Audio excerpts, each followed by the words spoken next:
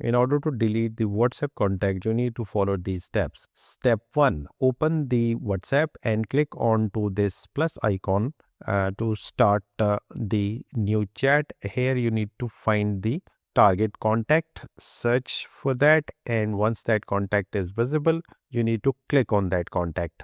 It will open up the chat with that person. You need to click on to the name of that person on the top. Here you will see the profile of that individual.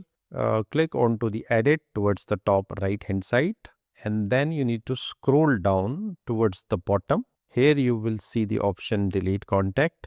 You need to click that button. It will ask for confirmation, delete contact. You need to press that and that contact will be deleted. However, you will see that the chat with the individual remains there, and now instead of the person's name, the telephone number is shown. In order to delete the chat with the individual, swipe left onto that chat, and from the pop-up menu, you need to click onto this more.